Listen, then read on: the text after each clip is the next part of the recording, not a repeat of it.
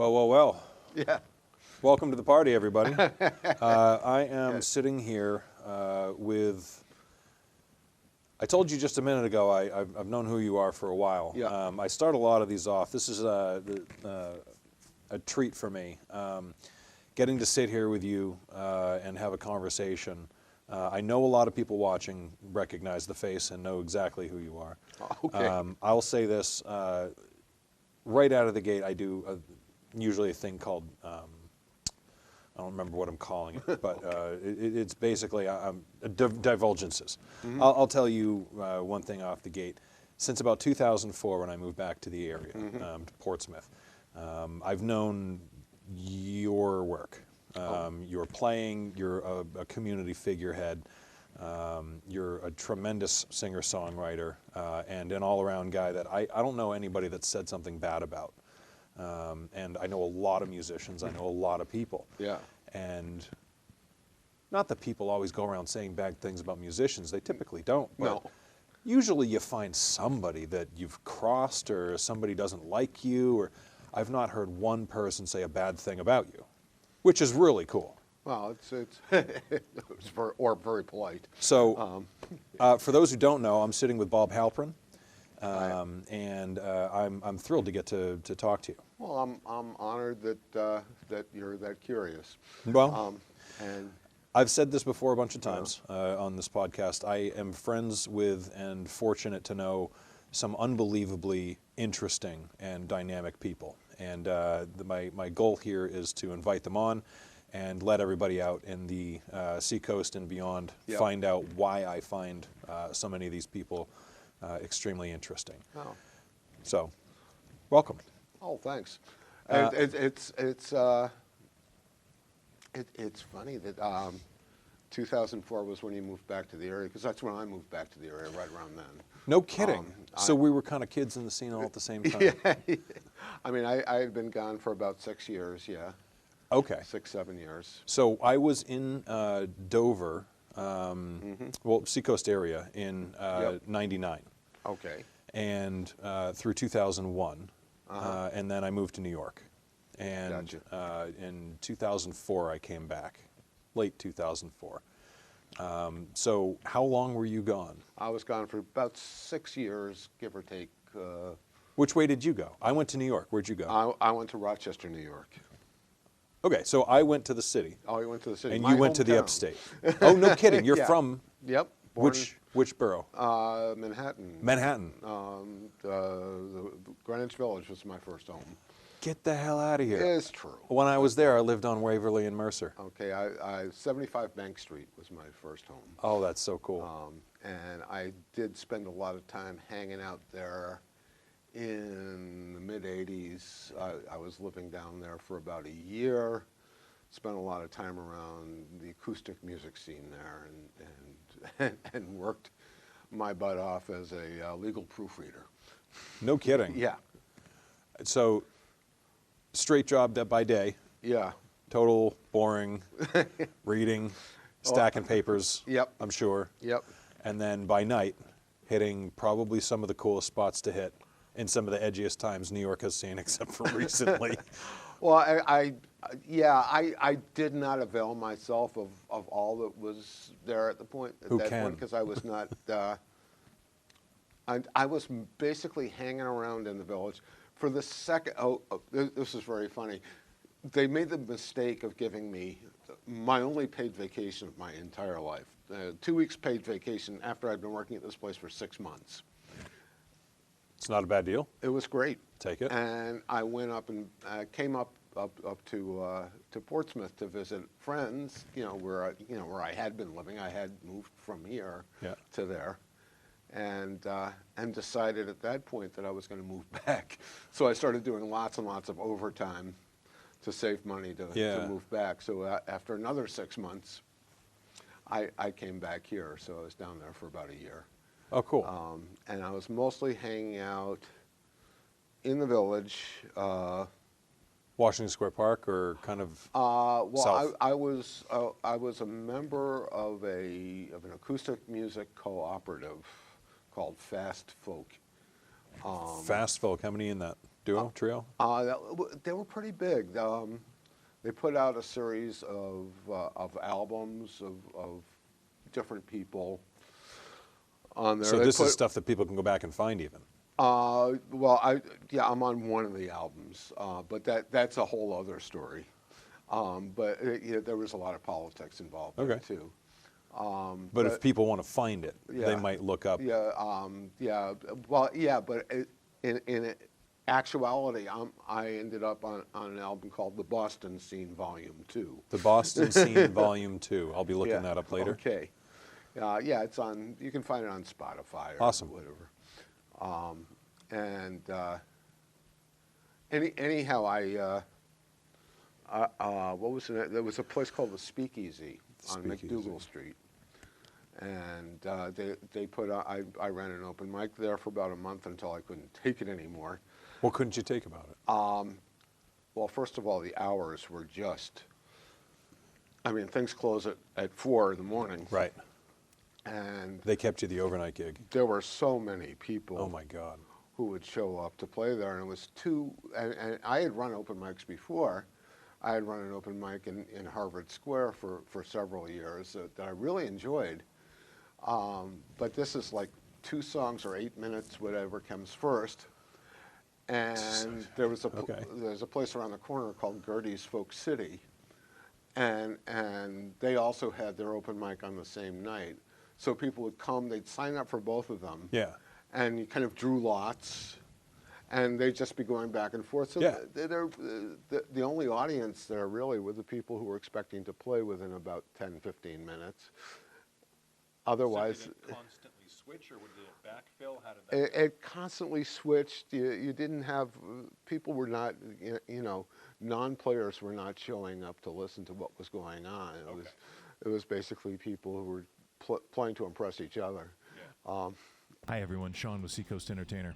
I hope you're already enjoying one of the greatest communities in the world, and in the homes of that community on social media, like Seacoast Music Scene groups of New Hampshire, Maine, and Massachusetts, and the fastest growing new group, Lakes Region Music Scene, all on Facebook, and at Seacoast Entertainer on IG, as well as Seacoast_Tainer on X. That's in addition to the shows we've been hosting or sponsoring around the region, like Jam of Legends, Writers in the Round, and these podcasts you're listening to now. And this is only the beginning. We're growing, and it takes a lot of work behind the scenes. As anyone who has built a business or organization will tell you, it is effort. When it's entirely volunteer driven, it is devotion. Devotion, though, doesn't pay the bills, and building a world-class website comes with bills. Fortunately, we have a community leader who has stepped up to help as an in-kind sponsor to cover the vast development costs. We could use more. A website as robust and feature-rich as the one they're building us has a lot of services backing it up in order to give you the experience in following the arts you didn't realize you were missing. We'll need to cover the costs of these services. Things like a stream of content from your favorite local artists from the popular social sites, fed to one central location outside the confines of those services, and a calendar populated with schedules of upcoming events across the region. Certainly, not least, is real journalism will make a return to the Seacoast under the leadership of our editor-in-chief, Christopher Hislop. With this comes all of our favorite pieces like 5 Spot and Spotlight. One of my favorite undertakings in all of this is the Musicians Archive, a constantly expanding archive of the musicians and bands who have come before and those who are just getting their stage legs. We all know that we're standing on the shoulders of giants here, so we'll pay tribute to as many as we can identify. From the ultra-popular like Say Zuzu, Thanks to Gravity, The Press Project, and Fly Spinach Fly, to wildly impactful artists whose names you've never heard. When you hear me reading ad copy for businesses, know this: they're paying actual money to support our amazing way of life, engaging with this gift to humanity, the arts. Sorry everybody, we had a technical glitch. My microphone went out, and as much as plenty of my friends, and I'm sure wife would love for a microphone to go out, and I would stop being heard from time to time. That's kind of not the way that podcasts work. So I apologize for the interruption, Bob, and any listeners. Back with Bob Halperin. We were just talking about a label, Decca, and an album that didn't have a name on it. Yeah, there was a band that I was in and we were drawing material. We drew a couple or 3 songs from there. And there's one of my arrangements I still do that's based on a song I learned from that. Oh, cool. Which one is that? It's called Dr. Jazz. Dr. Jazz. Yeah, it's an old song that was written by King Oliver, who was one of the original jazz guys. He was the guy who gave Louis Armstrong his first gig. No kidding. I love, by the way, I love that you pronounce it Louis Armstrong. Have you heard how he responds to people who call him Louis Armstrong? No. He always said, my mother didn't birth a Frenchman. My name is Louis. That sounds like him, yes. I love it. I love it. There's something about being straight to the point without really upsetting anybody. Yeah. It sounds like somebody should be upset, but until you think about it, it's like, no, he just said he wasn't born French. It's, just, it's fine. He didn't offend anybody. Decca. Yeah. Anyhow, so anyhow, we learned a lot of songs off this. We had no idea who these people were individually. Yeah. And the band vanished off the face of the earth after that. You know, there were no records, there were no concert appearances. Interesting. Many years later, when I had known Rocky for quite some time, we were at I think it was at a New Year's Eve party, and we're having a conversation. He said, "Oh yeah, back when I was with this band called the Great Metropolitan Steam Band." I went, "Hold on a second." Am I having a flashback, or is that a stroke? and as it turns out, you know, he told me the whole story of the band, and it was great. I said, he was amazed that I knew who, you know, that I had heard of them. Because I think they sold maybe a few hundred records. That's awesome. But you got one of them. Well, I did have one. I think I still do have a copy of it. That's a really cool thing. And they had this woman singing who sounded just like Ethel Merman. She's playing with this jug band. And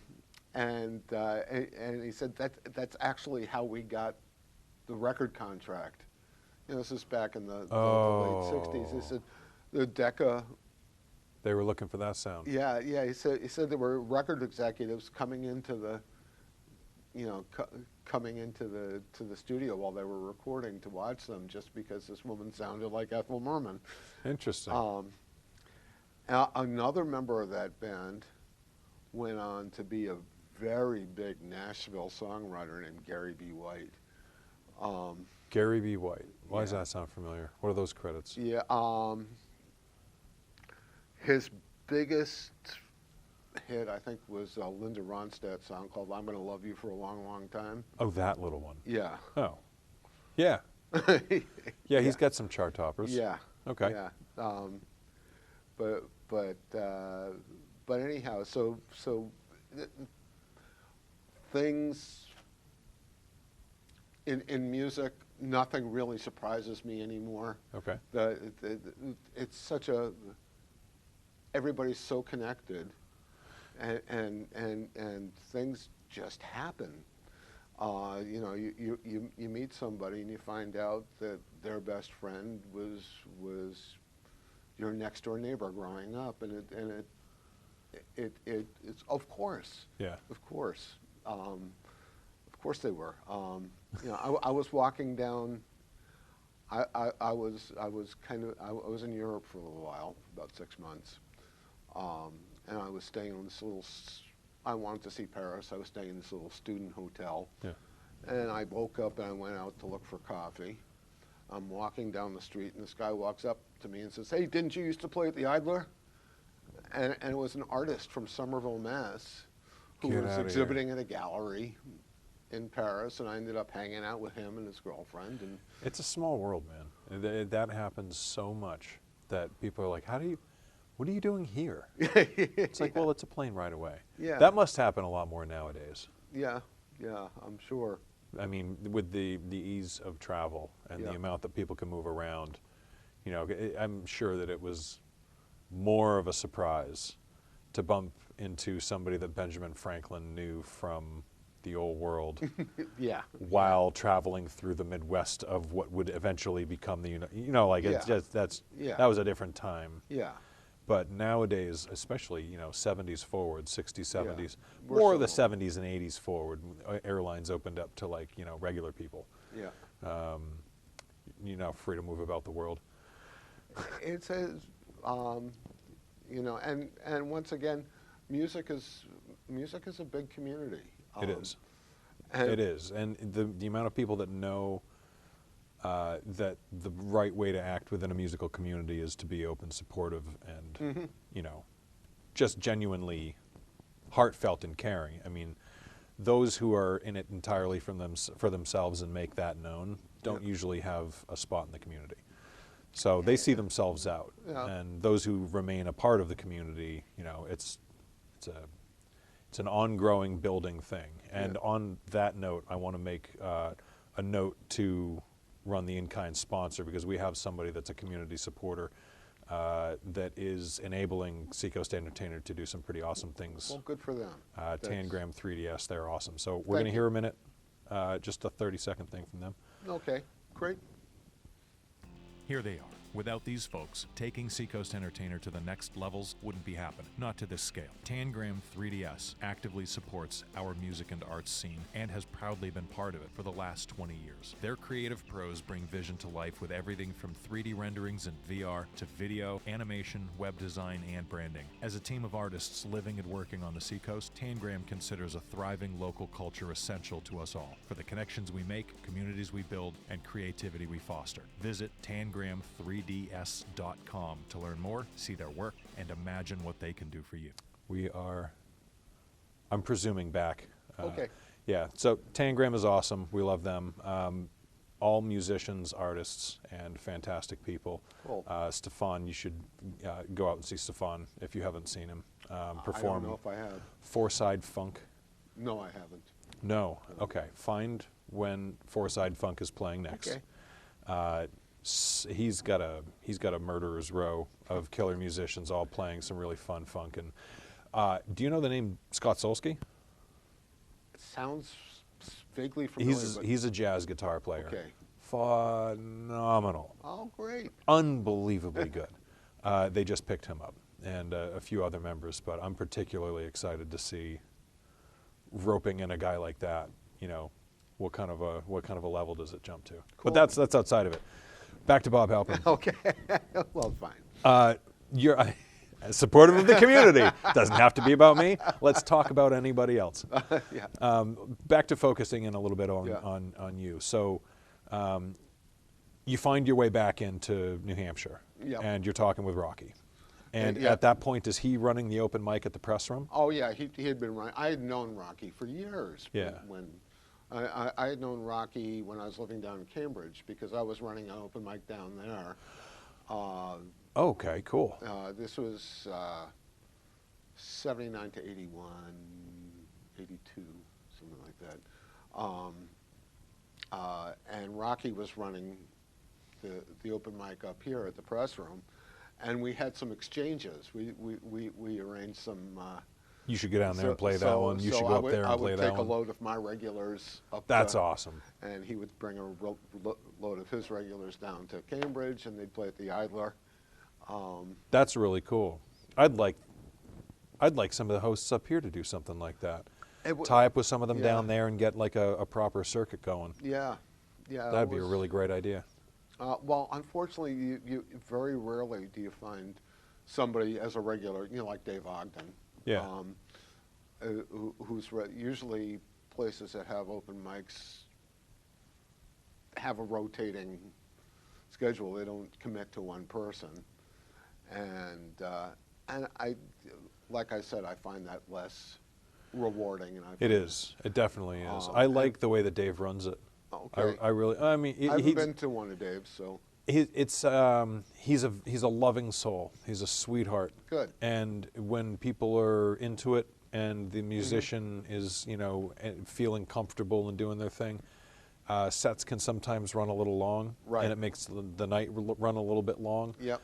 But as far as a steward and a shepherd to the open mic scene, it's hard to get better. Nice. So I was the house drummer of a place called the Chit Chat Lounge back in the day. Bob Beal ran that open mic. Oh, in Haverhill.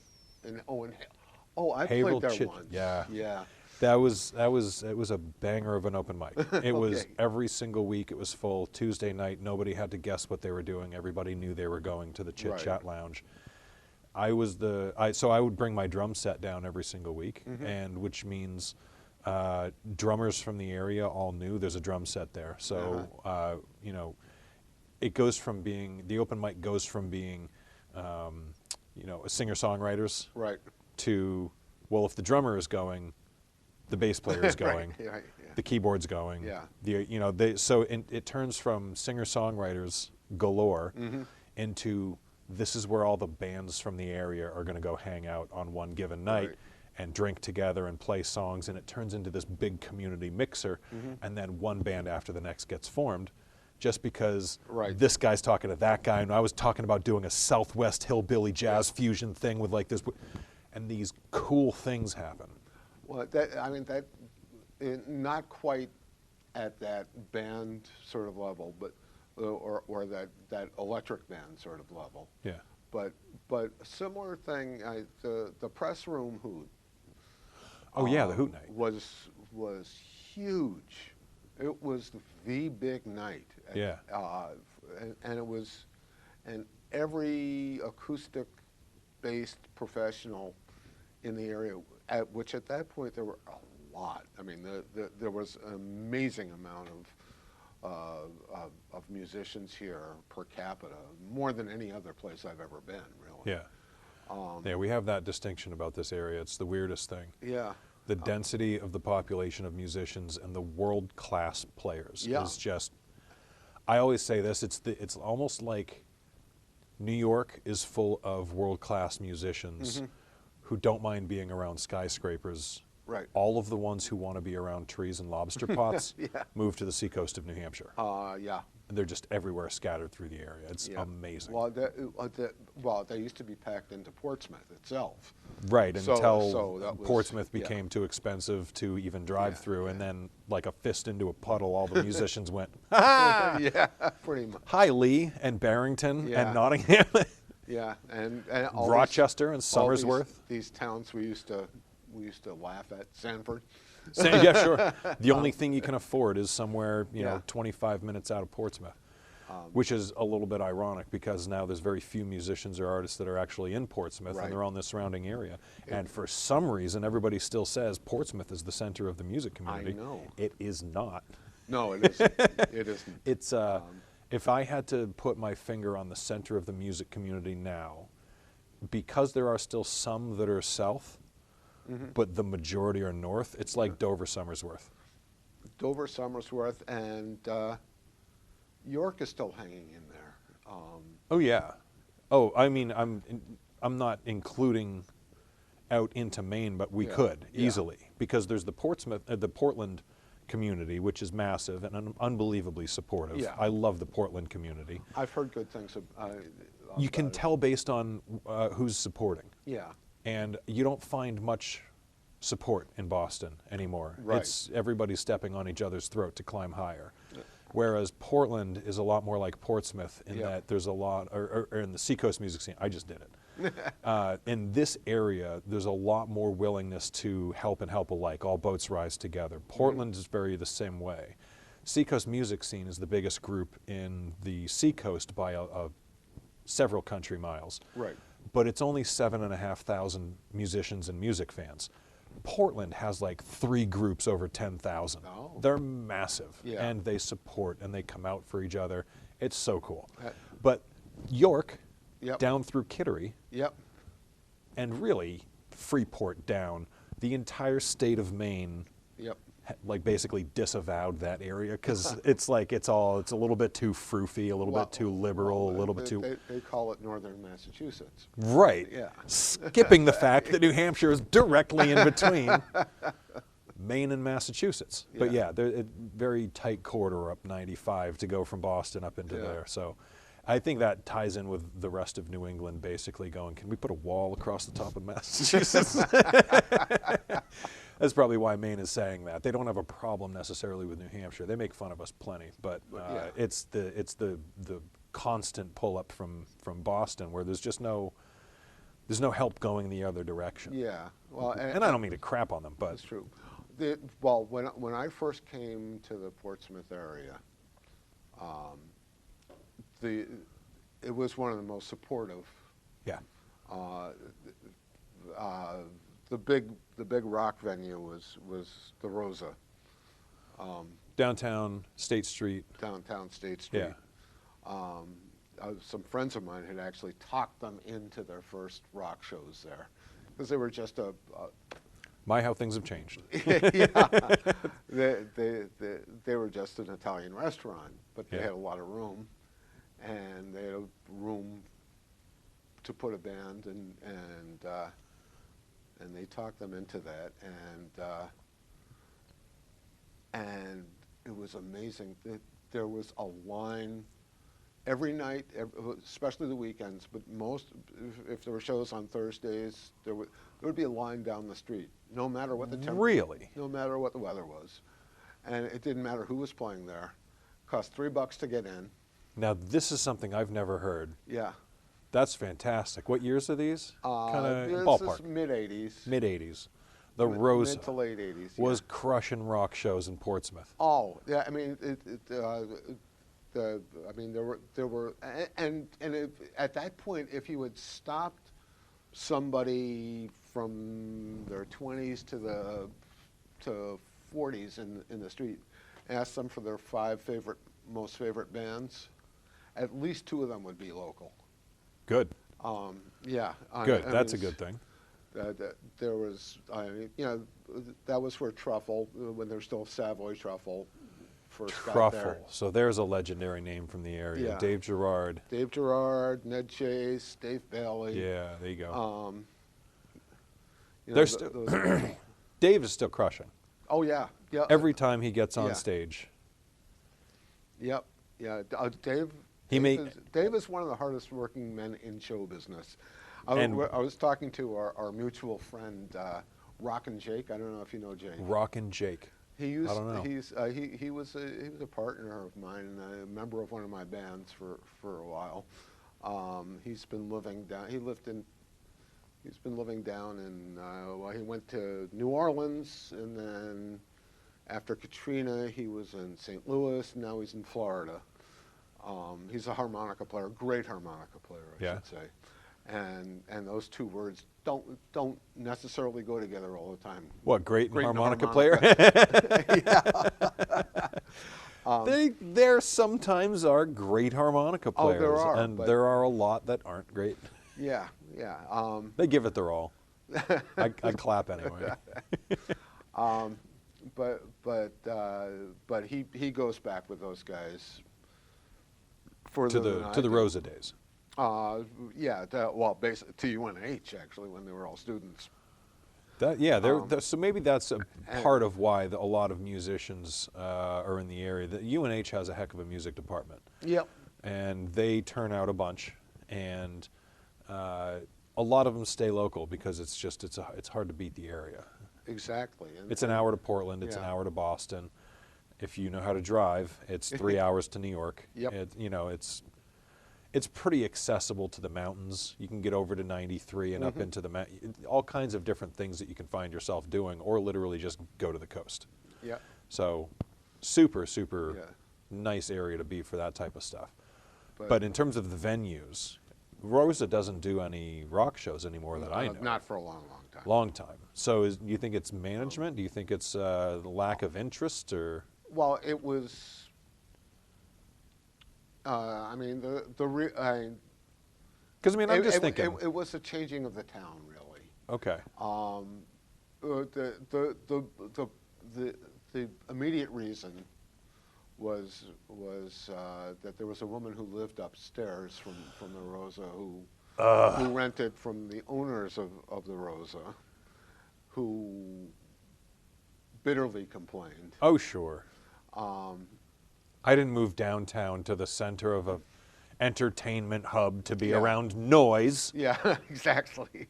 Yeah. So That's- for those who don't know, there's a thing, Keep Portsmouth Loud, and Yeah. that's basically what Yeah. it all boils down to. Yeah, and there was this whole period, late 80s, or early 90s probably, where they passed an ordinance about how many decibels, and there were cops going around with Oh, yeah. decibel meters. When I was working at the gaslight company, they used to come all the time Yeah. and stand across the street with a decibel meter because there were people who had moved into the brand new condominiums on the top of the building next door who didn't like noise. Right. And they thought move downtown Portsmouth right across from a music venue. That's the smart idea for nice peace and quiet. Yeah. And for some reason, people in Portsmouth management or city offices or whomever is in charge of that, for some reason didn't think that it was going to bite them in the ass eventually. Yeah. It's, I mean, just, it was about 10 years ago, there was this whole thing of, you know, Robert Leckler, Bob Leckler? No. He's kind of a multi-instrumentalist. He's an odd duck, but he's Good. He's really good. He taught at Phillips Exeter for a long time. Okay. Plays a lot of odd instruments, like you know, hammered dulcimer. He was out there with a hammered dulcimer a lot in front of the Dolphin Striker. That guy. Yeah. I didn't know his name. Oh, of course, I've Yeah, stood and listened to him tons of times. Well, he got driven out of Yeah. where he was because somebody was complaining about him, and he never amplified. Yeah, he was just sitting there. Yeah, you know, he played Knocking hurdy-gurdy strings. or you know, penny whistle or Yeah. you know, some odd folk instrument. Have you heard of the nickel harpa? No. Look it up. Oh, Okay. I love it. The nickel harpa is such a cool instrument. It's, I want to say it's Scandinavian, Okay. Sweden maybe. I can't remember where the inventor is from, but I know that they're using it, the folk artists up there are using it an awful lot. Really cool instrument. But yeah, you reminded me of it when you said Yeah. hurdy-gurdy, because Yeah. it's along the lines, but the nickel harpa is bowed. Okay. It's bowed and played like a piano. Oh, If a piano were to cross with yeah, I've seen an accordion, and then Yeah. you bowed it, Yeah. that's kind of I think I may have seen pictures of that. really cool instrument. Yeah, I wonder there are if he a lot knows. there are a lot of weird instruments out there. Well, Oh, yeah. Well, there are a lot of instruments left over from the zither craze in the United States in the early 20th century. When did that take off? I don't know really the dates, but that's where the auto harp. That's where that. Oh, okay. That's where, and Yeah, it follows. towns all over the country had, you know, had factories that were turning out these. You know, some made just a couple hundred, and they're all variations on the zither. There was a piano lin. There was Piano the lin. dulciola, which was played with a keyboard, but banged on a. Yeah. The piano lin was played with a bow, and was kind of triangular. The dulciola was I got to know about because there was this traveling preacher who decided that he was going to sing his sermons, named Washington Phillips, and he played a dulciola. He accompanied himself on dulciola and recorded, and Ry Cooder picked up a few of his songs and translated them for guitar. And so I kind of traced back from listening to the Ry Cooder songs, one called The Tattler and one called The Domination Blues, and heard the original recordings of them because they're available. It's nice to have all that stuff that you can kind of look up on the internet now. Yeah. Because at one point, you know, there were a whole lot of records I had never heard because they were too rare and I couldn't afford to go to auctions. Yeah. Well, I advise everybody that watches the podcast all the time, hit pause. Actually, right now, they're probably going to hit Yeah. back twice on the 15-second thing. Listen to the song names that you just said, and right about now, they're back because they just went and listened to it. So welcome back, everybody. Yeah, so welcome back. So yeah, the proof that there was a lot of really great drugs in the country, I think, is where all these unbelievably weird instruments came from, because a lot of them came out of like the 60s, 70s, 80s, and people became proficient over like a 10, 20-year period, and then all of a sudden they all blew up in the 80s. and this goes back to the teens and 20s. Yeah. There were only 100 Dulciolas made. Dulciola. Yeah.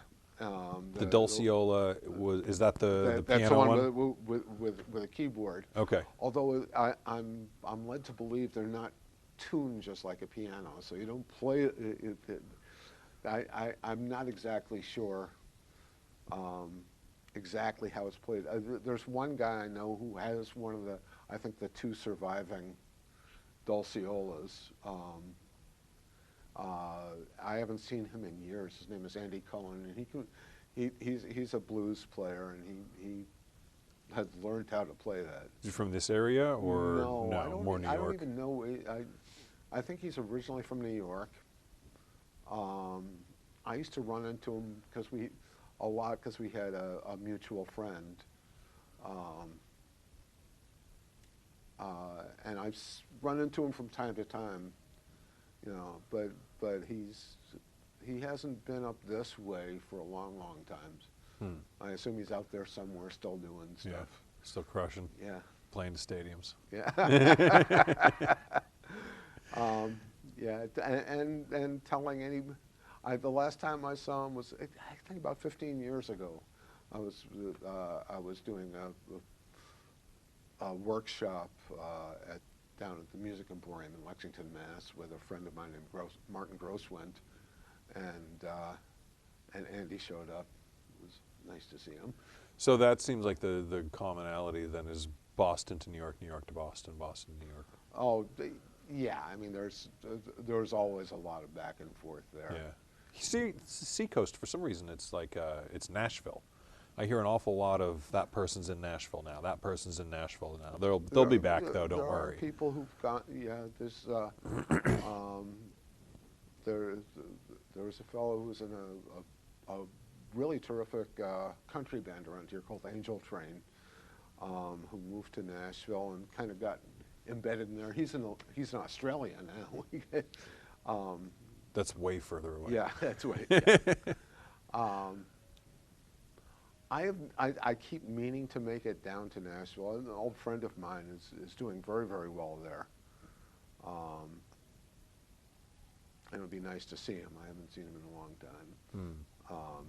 I was just there not long ago, and I unfortunately didn't get to spend a lot of time. It was a fly in, listen to some speakers and talk with somebody, and then fly back. But from what I understand, from the couple of people that I talk to periodically that are down there from kind of this area, New Hampshire, Northeast, it's a good back and forth because there's a lot of people that know that there are people from the seacoast of New Hampshire that go down and then back. And it's kind of not a given, but it's a presumed thing that this is kind of an island that they can jump to if they want to do the same kind of. It's a friendly crowd. It's a friendly atmosphere. Right. They're very welcoming in the area. So there is like kind of a hot swap between Nashville and the seacoast music scene here.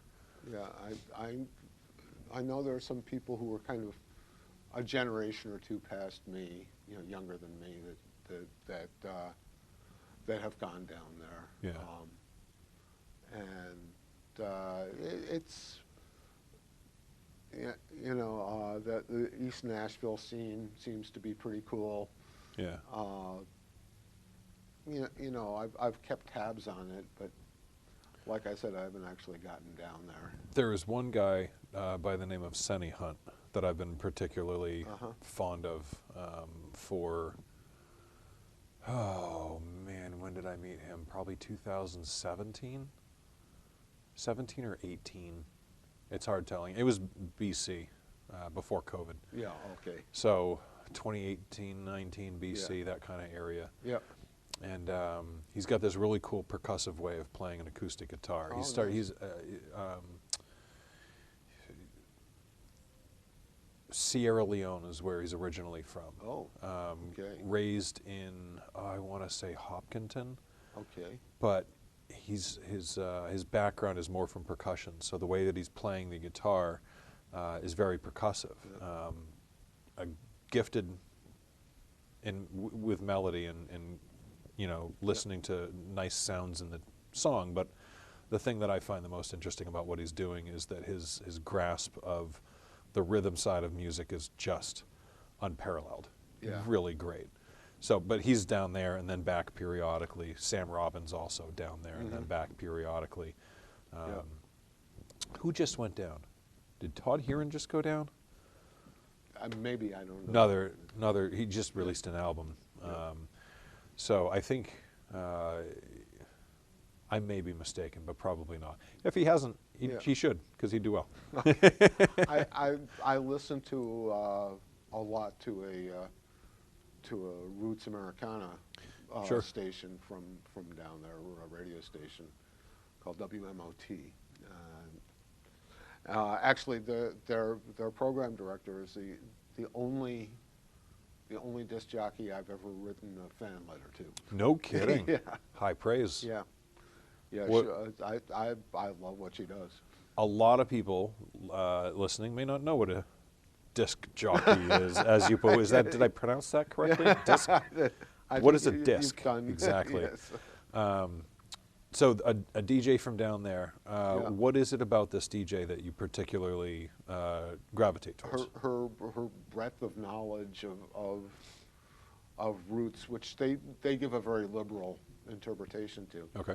So if you tune into one of her programs, you could hear on WMOT. On WMOT. Free plug. You're welcome, guys. Yeah.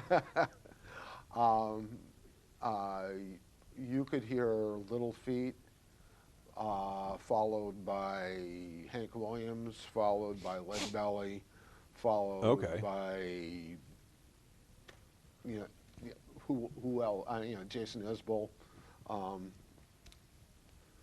All as long as it fits in together musically. Yeah. And she knows all this stuff, and she talks about the arc of the bands or whatever. She'll say something. Oh, cool. To fill you in on stuff. And good trivia They've got stuff. a lot of good disc jockeys, but she is my favorite. Cool. Jessie Scott, her name is. Jessie Scott. Yeah. And does she have a fun handle? Jessie Scott. Jessie Scott on WMOT. Yeah. Cool. That's awesome. I wonder if they do like a lot of radio stations do now, and like throw a feed to the internet. Oh yeah, absolutely. That's how I get it. That's how you listen to it. Yeah, I've got their app. So WMOT has an app. Yeah. And what was her name? Jessie Scott? Jessie Scott, yeah, she's on from, I think, our time, because it's an hour off. I think it's like 5 to 8 on weekdays. It feels so weird to think of listening to or consuming media based on a set schedule, because it has been so long that it's like whenever you want. The whole streaming thing did away with the idea of, okay, kids, sit around the radio and hit record as soon as your favorite song comes on. Well,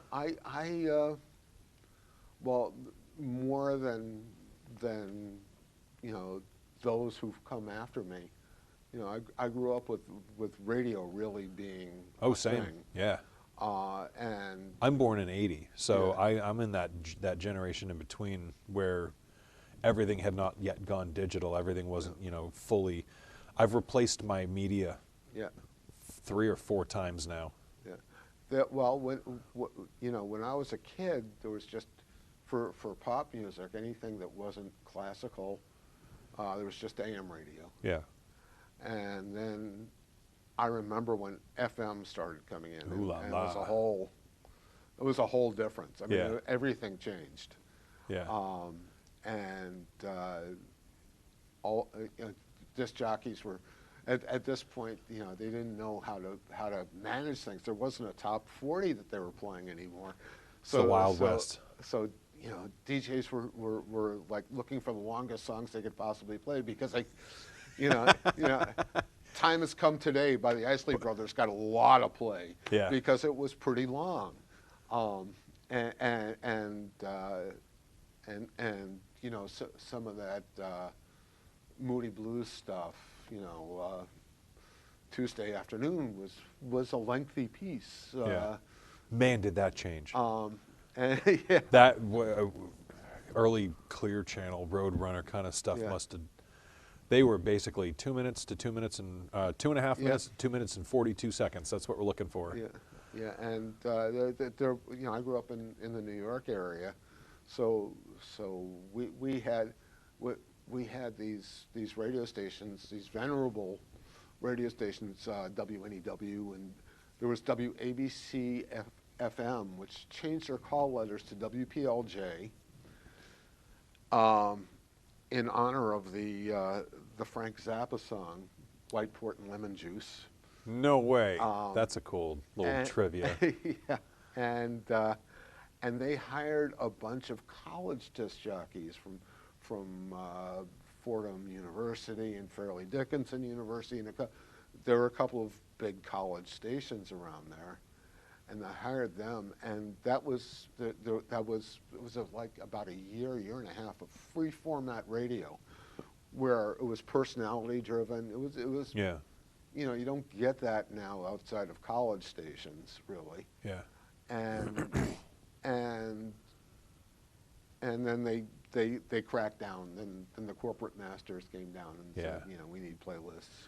It was the Wild West for a little while But- there, and there was some real, And there a were some lot- titans. And so I learned to be a fan of particular DJs there who were going to play stuff that I was going to appreciate. That's where I heard John Prine for the first time. Yeah.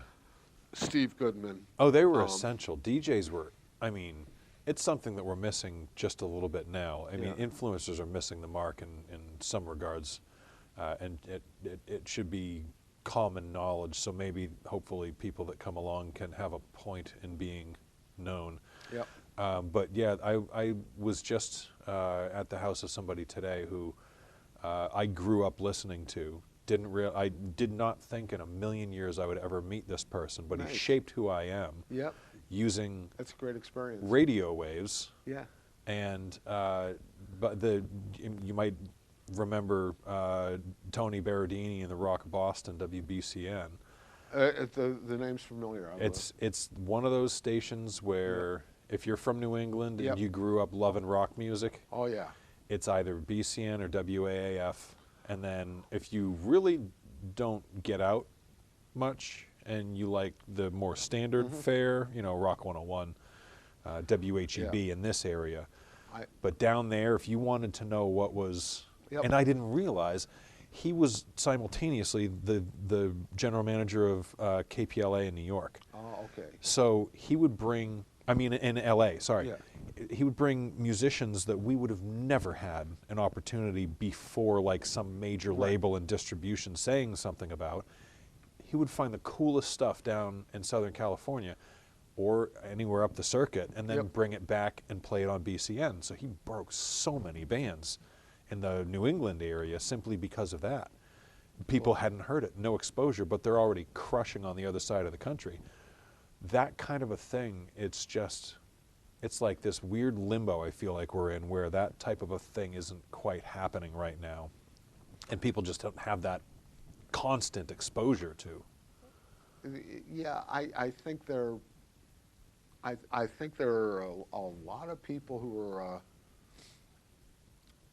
well, people have been kind of finding their own way too. It's, you know, Which is nice. Going down rabbit holes on YouTube and the like. Yeah. And oh, that makes the YouTube algorithm just so powerful. It's the most powerful piece of tech on the planet right now. I tell you, it's getting weirder and weirder. It is. I don't particularly care for it. I like No. somebody that I can know, like you're saying, Jesse. If you know you dig her style and she finds the gems and she brings them all out for you, invaluable. It's like the record store and going in and the person behind the counter being like, I know you generally like this, but listen, just spin this one and tell me what you think. And now you're on a whole different rabbit hole. You're reminding me of one of my favorite movies here, High Fidelity. I was going to say, is it High Fidelity or Empire Records? Yeah, High Fidelity. It's a great one. Yeah, and you could say the same thing about Blockbuster Video or your local video store yeah. clerk. You walk in and they know that you generally go for this kind of a top label, but you know, have you seen this new Tarantino? And then all of a sudden you're Yeah. like, I didn't realize I could get into this other kind of. Yeah. Yeah, I think DJs had a huge part in our Yeah. culture. And they're sorely missed, like a lightning rod. They are, and you know, now they're just announcers, really. Yeah. You know, and Reading ads, yeah, copy. We'll be right back. yeah. Years ago, I read a really powerful book about Clear Channel, Sure. and their effects on the culture. Were there any good ones? No, right now, Yeah, no, not one. none that I liked, anyhow. No, I can't think of one either. It's one of those unfortunate things where when there's something great going on, eventually the parasites figure it out, and they figure out how to make other people think that what they're seeing is the thing that they think they're seeing, and really it's just a bait and switch, and you're just engaging with marketing copy that's been crafted specifically because they know you're going to like it. The book begins with this anecdote about it was in some town in, I think it was North Dakota, but it may not be, but somewhere out there in the Midwest, upper Midwest. Yeah. And there had been a train derailment, and there were some. And there was some toxic cargo that they wanted to warn people about. Okay. So they called the local radio station, you know, the authorities there, and there were about 10 radio stations in the area. So they called, you know, the big rock station, and they found there was nobody there because it was Clear Channel. They were getting a feed from California. Yeah. So they called the next 9, and they were all Clear Channel, and they were all getting feeds from California. Yeah. And there was nobody to announce. There was nobody in a studio to announce that there had been a toxic train derailment. Yeah, that's such a bummer. It was such a great thing about what made the country so great. Yep. We don't have to go diving into what makes America great, but the idea, there's several things that I think have contributed to a really rock solid culture that are missing, and one of them is that the ability to have lots of different minds, lots of different view takes that are constantly changing based on lots of throughput of data, and you can look to them and they can not necessarily parse out, but give you a bunch of different ideas and let you figure it out for yourself. That free-thinking, freewheeling attitude is just like, it's all, what did the pundit say? What did that talking head say? And then you just hear people repeating the same tired stuff that you just heard 6 different people on 6 different stations say, and you go, I know you're not thinking. Right. You're simply regurgitating. True. But that was one of the cool things that I think with it, you know, we should try and figure out a way or form or fashion to bring it back. And maybe it's a bunch of different podcast people seeding out a bunch of different ideas. In some ways. I mean, there are a number of YouTube personalities that I like to watch that I'll, you know, both political and musical. Give you some insightful tidbits to chew on. Yeah, who will show me something I haven't seen before. Yeah. But I was going to say the personality, the DJ with the personality, was at one point so iconic in our culture. Oh yeah. And I'm thinking back to the movie American Graffiti. Sure. Worth the watch. Not right now. But Wolfman Jack. Yeah. Is the voice of that movie, and he was one of the most iconic voices in America. Yeah. It was anybody would know who he was. Yeah. I'm just remembering a song by Terry Allen, who's probably somebody you've never come across. Terry Allen. Yeah. The name sounds familiar, he had but a great song called "The Wolfman of Del Rio," which is how he started off. Wolfman Jack was the Wolfman of Del Rio. He was on a Mexican border radio station, because in Texas they didn't want no rock and roll in the 50s. Oh, sure. Or they didn't want any black music, that's for sure. In the 70s, 80s, and Yeah. 90s as well. So welcome back, everybody, having just listened to... but that, yeah, Terry Allen, wonderful. I think he's still around. Songwriter. I first heard of him because Little Feat covered one of his songs called New Delhi Freight Train. And he's this quirky guy who's a visual artist and sculptor, and plays piano and writes songs, some of which are very funny and some of which are just really insightful. Is that the Wolfman Jack from this area? Is this a different person? Because there's a Wolfman Jack that advertises in Seacoast music scene stuff periodically. Never heard. I don't know. I don't know about that Wolfman Jack. Interesting. I wonder if they're using the same name or if... Wolfman Jack. I can't remember what his born name was, but he was a radio DJ for many years. Interesting. And had a TV show for a while. And I wish I could remember more about him, but he had a voice like this, and distinctive, very distinct, very raspy voice, and just a big outsized personality, and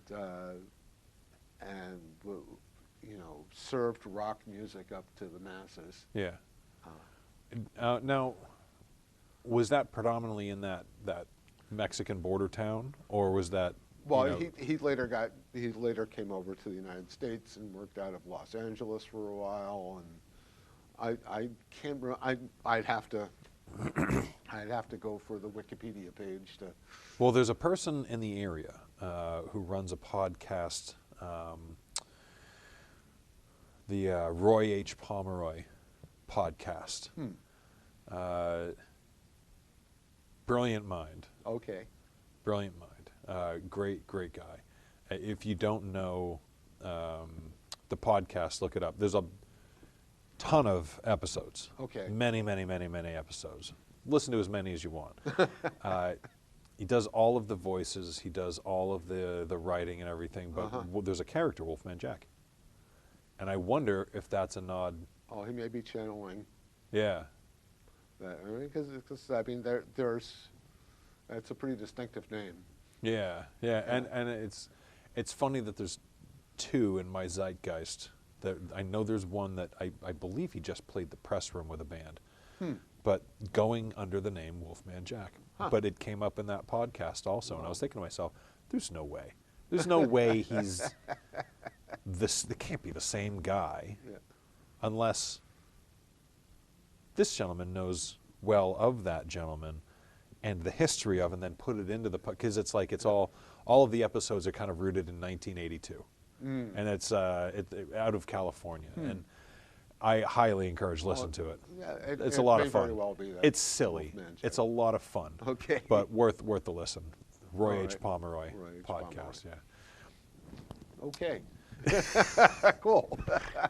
So that's funny. As far as DJs go, they used to talk about different bands and musicians and stuff. Right. And I suppose that's what I'm doing right now and Yeah. telling you turn on that podcast because, man, the Roy H. Pomeroy podcast is where it's at. Okay. Cool. It's good stuff. I don't want to give out his name who's doing it because I don't know if there's like an allusion to the mystique of all of the characters, but he's doing all the voices. Incredible. It's really a lot of fun. Nice. A lot of fun. Yeah. So in terms of what you're getting yourself up to now, you've been putting out music for a long while. Yeah. What's keeping it fresh, and what are you working on? That's, Well, I'm right now the project's right in front of me. Is I'm doing some stuff with Carol Coronas. Who's awesome. She is indeed. Yeah. And got a little bit of energy to her. Yeah. Yeah. Seriously. Yeah. And we're going to be at the press room in a couple of weeks, opening up for Meyer Levine, was a name I suppose some people know, but I don't know. Must be good if they're bringing them through the press room. Anyhow, we're opening up with a rhythm section, which is always fun Really? to do. We've played with rhythm sections before, but Awesome. We've got my buddy Dan McClellan. Well, they're both friends. Dan McClellan on bass, and Dan and I were in a band together for almost 10 years. What was the name of that band? It was called Wooden Eye. Wooden Eye. Yeah. I've heard that name before. Who else was in that band? Joe Rogers and Mike Rogers. Joe and Mike Rogers. Yeah. No, they're related, I'm presuming. Mike is Joe's father. Joe is our drummer. Mike is an incredible harmonica player. Incredible harmonica player. Incredible harmonica player. He's I think he's 83 now. Get out of here. And he's been taking jazz harmonica lessons and is really, really getting good. I love that. Yeah. Never too late is the idea. Yeah. If you learn something, you can learn something today. You can Yeah. learn it tomorrow. Yeah. Keep going. That's awesome. Yeah, he and his wife Bev are just like lovely people. And Mike has been around for a long, long time. He's been in a bunch of bands and duos and trios around. He still occasionally plays out with my buddy Poor Howard Stith, who plays pre-war blues type stuff. Which war? World War II. And Howard's a terrific player too. So the two of them are great. Mike and I have done a whole bunch of duo stuff, and we were in that band together, Wooden Eye, for almost 10 years. Is there a reunion that could happen? No. No. And Joe is no longer playing drums. He got rid of his drums. Oh, that's a bummer. It's weird. But, yeah, that's a bummer.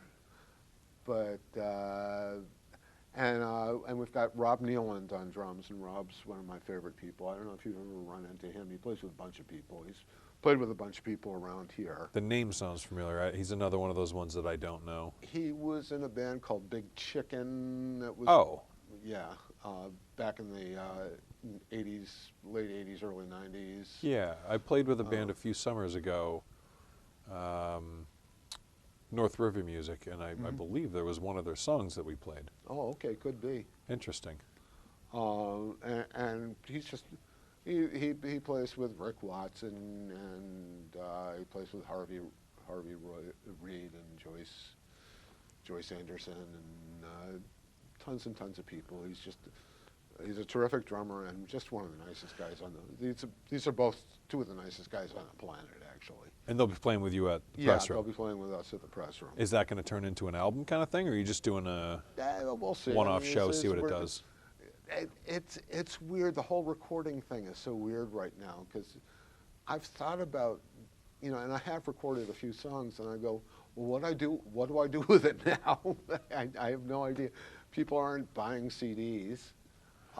Yeah, it's not the greatest time for distribution. Yeah, and you put it out on these platforms like Spotify, and if you live to be about 300 or 400, you could get $15 out of it. If you're lucky. Yeah. If you're really, really good and you have Yeah. 1,000 songs Yeah. that are very popular, you might get $15. Right. Yeah. Yeah. No. So that brings up an interesting question. Do you make it because you're compelled to make it, or do you make it so that it can get heard and adored and spread around to millions and millions? Like I said, I've done a little bit of recording. I've gone in for a couple of projects. The first one was just because I wanted to get it down. I had an arrangement of Lowell George's song "Willing" that I do, and it's quirky. It's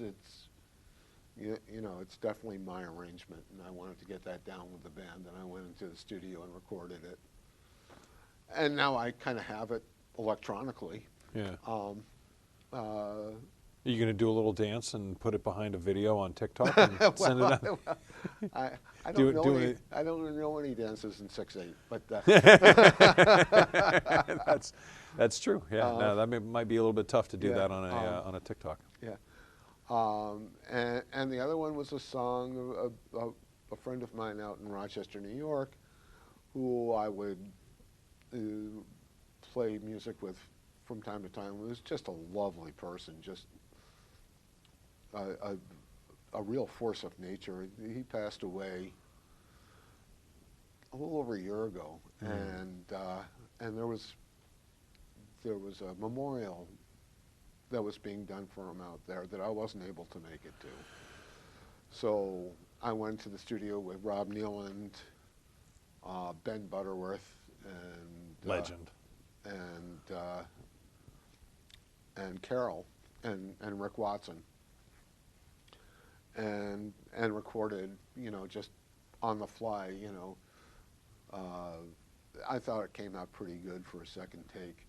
So I recorded that. So I have that, which I sent out to his son, just as my way of saying, can't be there, but here's my contribution. Yeah, that's awesome. That's a great contribution. It's a song that Harry wrote, and I'm happy with that. That's really cool.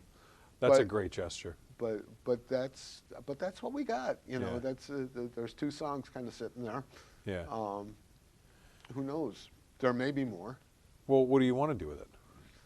I have no idea what to do with them. Well, maybe that's a fun brainstorm, is try and come up with something that,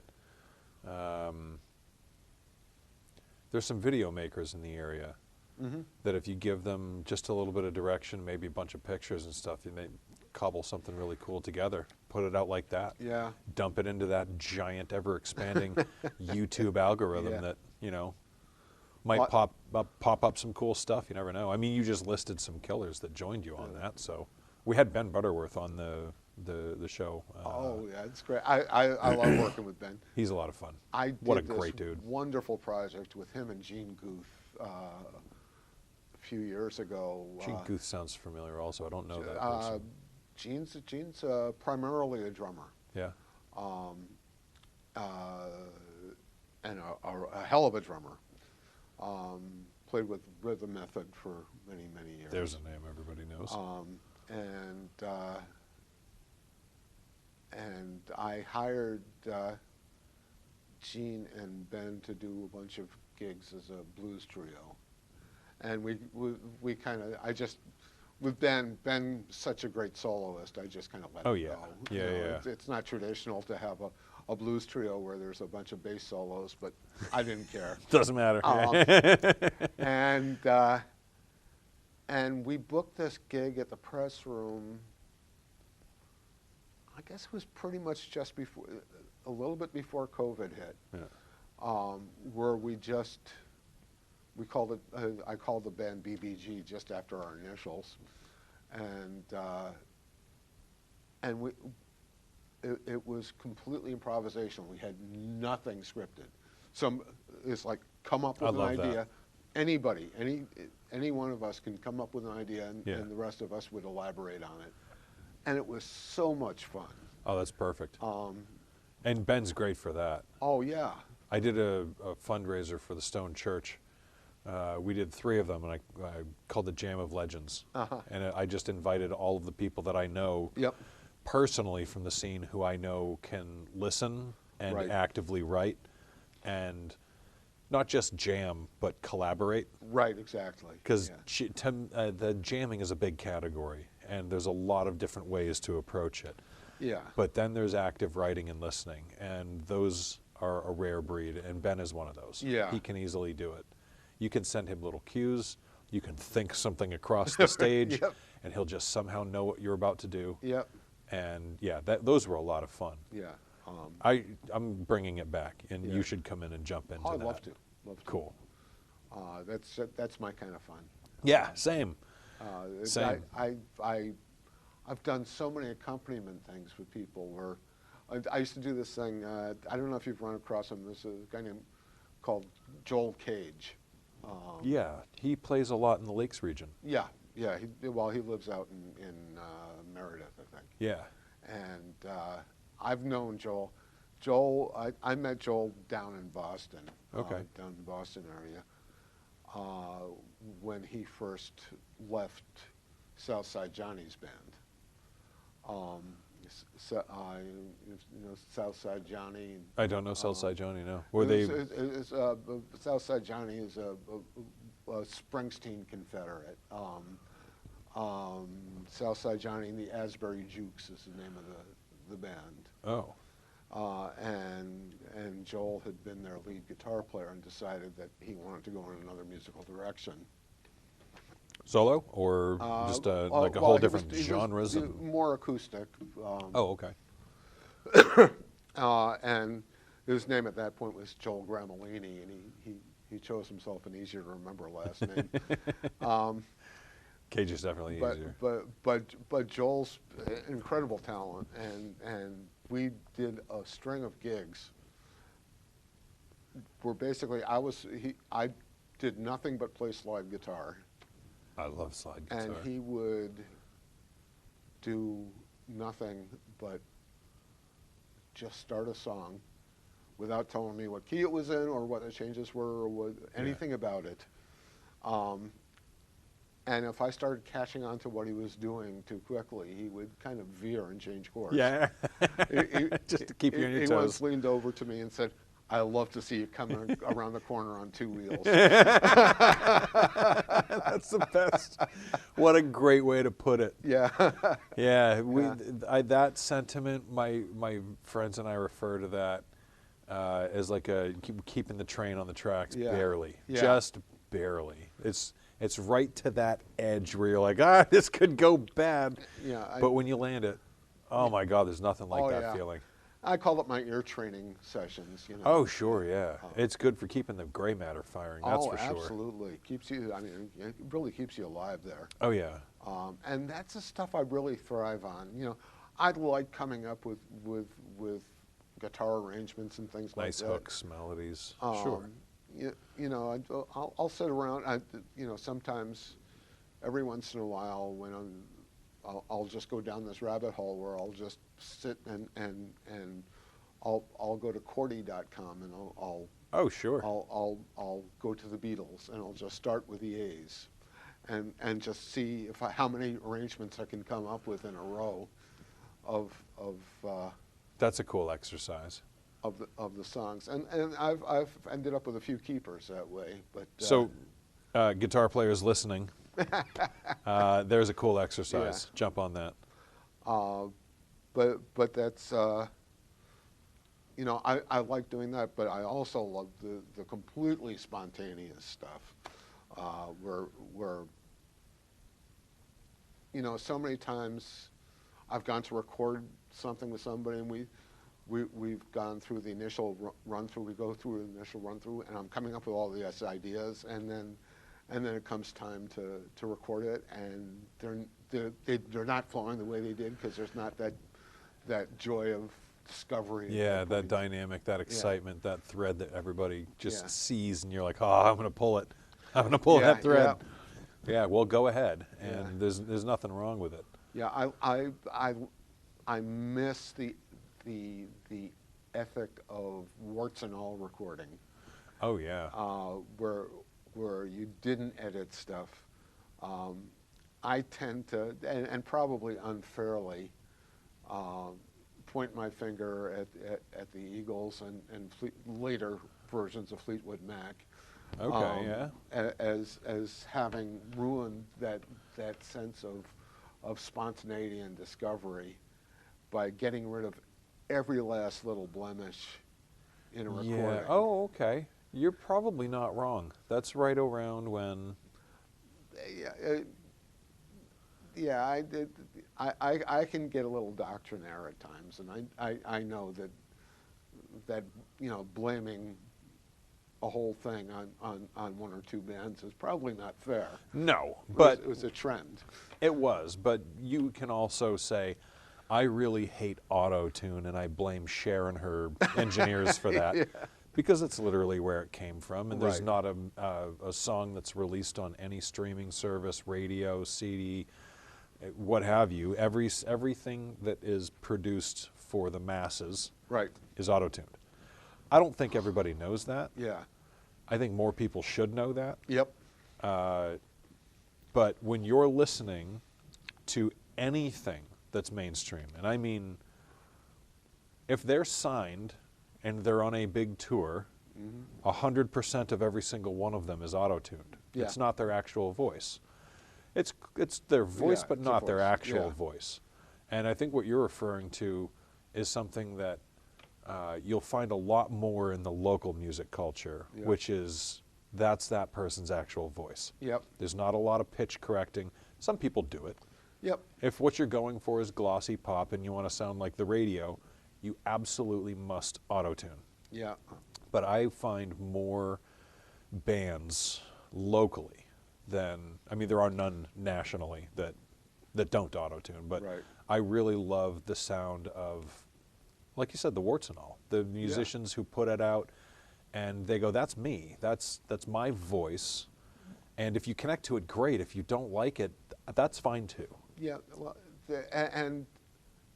and also, okay, so when I go out and I see John Nolan doing his thing, Absolute John, area living legend, John Nolan. John, yeah. Well, I remember when those.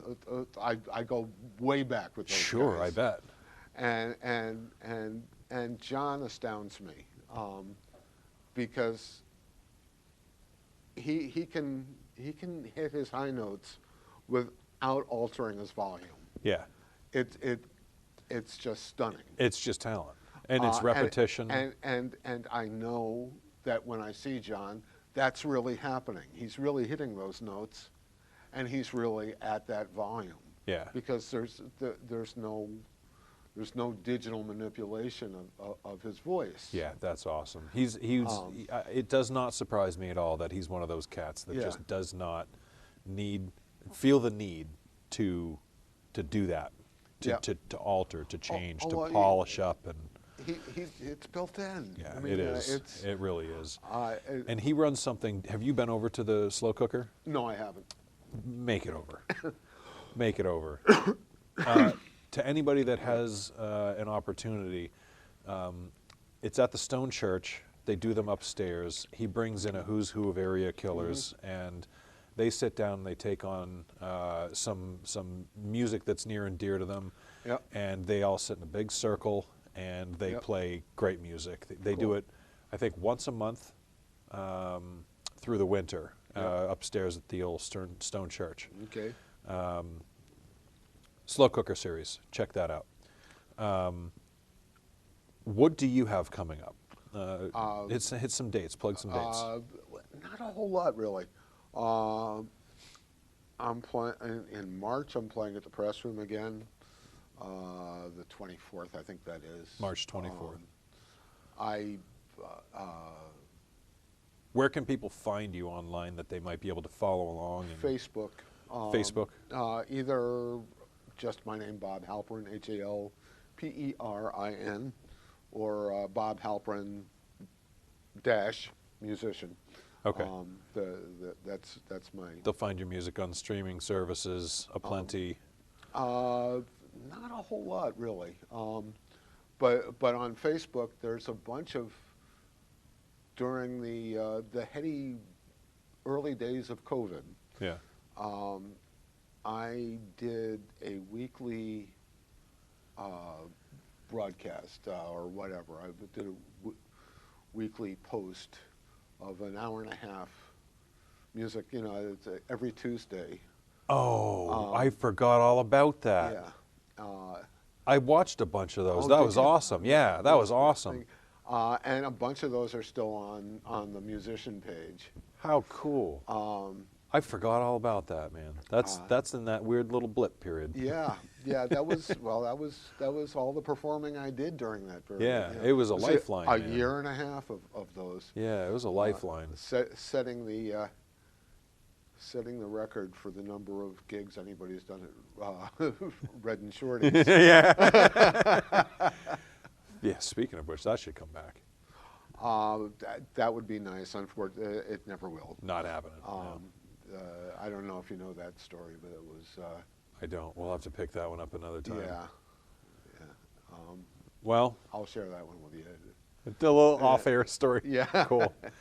Well, everybody, should go and find Bob Halperin online. Love your music. Oh, thank you. You've been a steward to the area for a long time, and I know a lot of people have recognized you, but I know that I wanted to sit down with you and have a conversation, and we've done that. Well, I've had a good time. It's a good time. Yeah. Any interest in coming back and telling any other stories? Or? Oh, sure, whenever. Cool. Yeah. Okay, well, we'll set up Yeah, another and one at some point. I'm really good at this. Next time should be earlier in the day with coffee. Yeah, I'll bring the coffee. Fine. So when can we expect something, you, Carol, and the rhythm section? That is February. Excuse me, I'm going to refer to my Have at it. device because it substitutes for this. It's in a few weeks. Let's see. Where do we go for? Excuse me, folks. Oh, they're fine. They're probably half paying attention at this point. Yeah.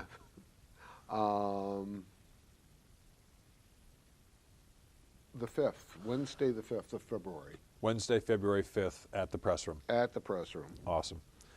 Bob, a pleasure and an Sean, honor. Thank you very much. Good time as always. All right, everybody, thanks for joining. A lot of awesome people like this coming your way, so keep tuned. Love you all. See ya. Take care. Here they are. Without these folks, taking Seacoast Entertainer to the next levels wouldn't be happening, not to this scale. Tangram 3DS actively supports our music and arts scene and has proudly been part of it for the last 20 years. Their creative pros bring vision to life with everything from 3D renderings and VR to video, animation, web design, and branding. As a team of artists living and working on the Seacoast, Tangram considers a thriving local culture essential to us all for the connections we make, communities we build, and creativity we foster. Visit Tangram3ds.com to learn more, see their work, and imagine what they can do for you.